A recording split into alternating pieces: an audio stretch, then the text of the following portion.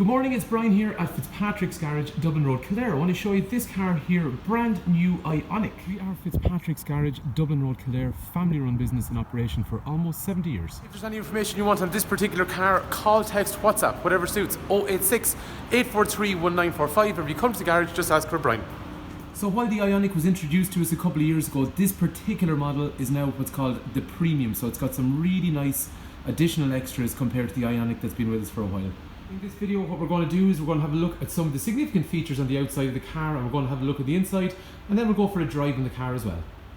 Before we start looking around this exact premium spec, it might be useful just for a quick refresher on the Ioniq that's been with us for the last couple of years. The first model of the Ioniq that we got then has been this one here, which is a 28 kilowatt battery. That means it produces somewhere in the region of about 120 horsepower. The range on that car then is quoted at in the region of 280 kilometers, but a realistic experience has seen customers achieving somewhere in the region of about 220 to 230 realistic kilometers. And the average typical charge time we've seen then from empty is in the region of about 5 to 5.5 hours. So that brings us on then to this very cool looking premium model that's just been introduced. The first notable feature on this new model Premium is that the battery size has increased. So we're gone from initially 28 kilowatts on the first model of Ioniq to now 38 kilowatts on this Premium model. Which means we're moving from 120 horsepower up to almost 140 horsepower in this car. With the range then that moves from about 280 up as far as 320. I think it is worth pointing out though, when the first car was rated at 280 kilometers, the testing types were very different to the way they are now. So it sounds like it's only a 40 kilometer range, but I'd say in realistic terms it's going to be more. In my opinion, if the car is being rated at 320 kilometers, somewhere in the region, I think about 250, 260 is going to be realistic. As we've seen with every electric vehicle, it's how you drive the car. If you engage with the car properly, it's going to look after you. The result then, range is very much a function of your driving style. For anyone that's curious on the charge time of the new models, we have yet to actually do a full charging one because the car's only landed with us.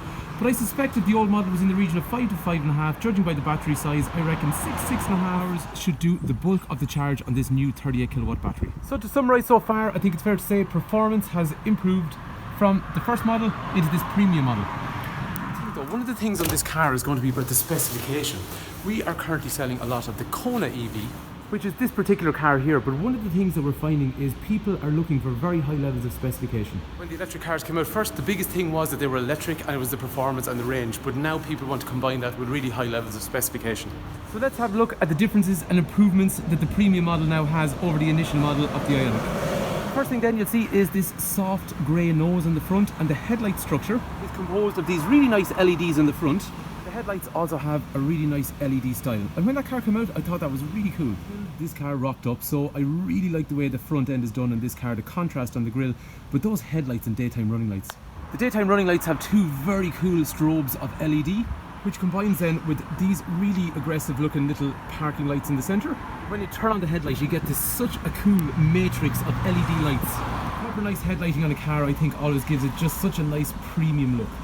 Small things then. At the front there's a small brushed aluminium section along the bottom of the bumper, opposed to the copper coloured one that was on the initial model. Looking down the side of both cars, the shape really hasn't changed. It's kept that really aerodynamic shape. Because the headlight shape has changed and the daytime running lamp shape has changed, there's a slightly different profile from the side of the front bumper. The wheel style has changed, but at a glance, as you can see, the profile from the two sides of the cars are very, very similar. Moving down around to the back of the car then, the shape of the Ioniq was one of the things we really liked when it came out because it just looked like a normal car. It was a nice looking shape and there was nothing to do with being electric, it was just actually a nice looking vehicle. One thing they have changed on the rear though is the lighting. So if you look at the initial model, it had an LED style setup, which has been retained, but it's just become a little bit more aggressive in the shape it is, which matches the lights on the front of the car. All in all though, still a very, very good looking vehicle. So let's see what the differences are on the inside of the car. So the boot on the Ioniq I always thought was a very good sized boot, and from what I can see compared to the new model, even with the bigger battery it still retains that big boot that it had initially. In terms of safety, like you'd expect, there's three 3-point safety belts, there's an armrest, there's 3 head restraints, there's Isofix in the back, but the material on the seats is a cloth on the 28 kilowatt car. As we move across however into the 38 kilowatt car, you can see there's a much lighter coloured interior which has nice leather seating, so it's just a nice bright place to be. Safety features remain the same actually, and those headrests are quite big and comfortable looking. Armrest, like we said on the other car, 3-point safety belts, Isofix in terms of the back, kangaroo pockets on the back of the seats, and then there's ventilation for the rear passengers also as well. And in terms of size, if you're 6 foot, This is the kind of headroom you're going to have, which is quite good. And actually, in fairness, the legroom is really good in this car, actually. Very, very good. Moving into the front of the car then, keyless entry is still on the car. Again, we're welcomed by this much lighter interior compared to the previous model, which had a darker grey plastic interior. Before we start on the 38 kilowatt car, on the 28 kilowatt car, electric through windows and mirrors with folding mirrors in through here. To the right of the steering wheel over here, then there is controls, which control things like lane keep assist, VESS, which is going to make a noise when the car is creeping, and after that controls for how the car charges. Mirrors are automatic.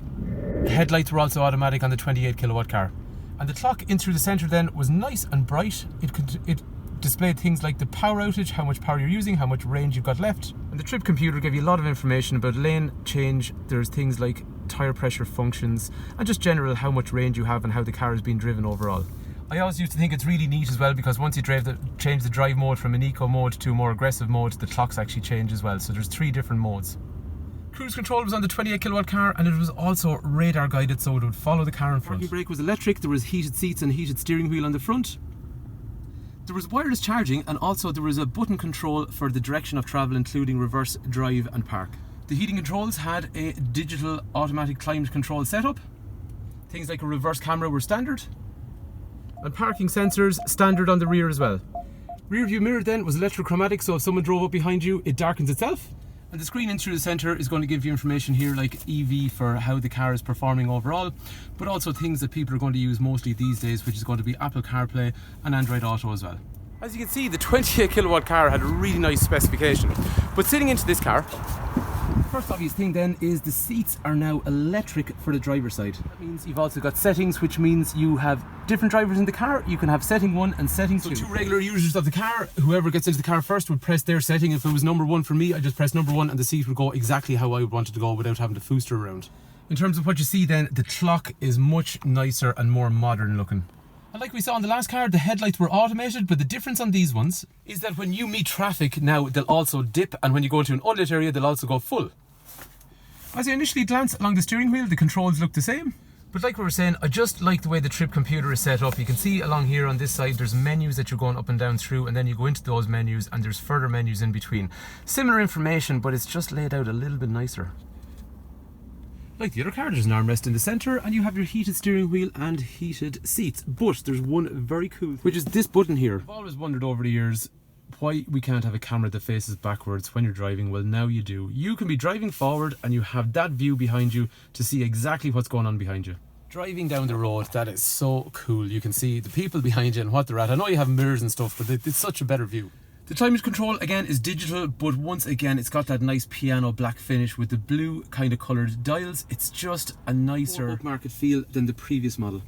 And that brings us then onto this absolutely gigantic screen in through the centre. Again, straight away it just gives it a nice upmarket feel, but it's really pretty and very easy to use. So rather than have to go into sub-menus and stuff, you just swipe across. Straight away I got me things like Android Auto and Apple CarPlay, and just general things like, we'll say, how the car is performing.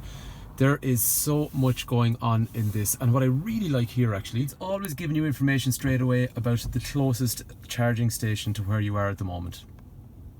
So to summarise so far, basically what we're saying is we got a car that has more power, it's got more range, it's got nicer headlights, nicer taillights, and it's got a much more premium feel. And what I really like about this cabin when you're sitting in it, it's so bright.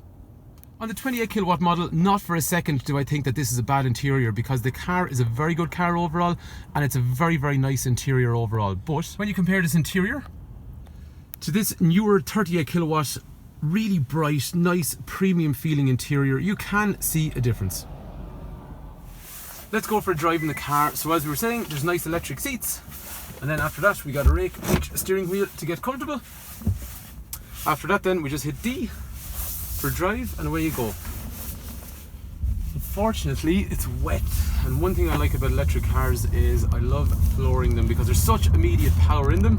But on a day like today, I think we're just going to get a lot of wheel spin. So this is my screen that I really love. Tells me what's going on behind me. I mean, how cool is that? I'd really buy the car just for that. Anyway, it's an electric car, so it's really quiet.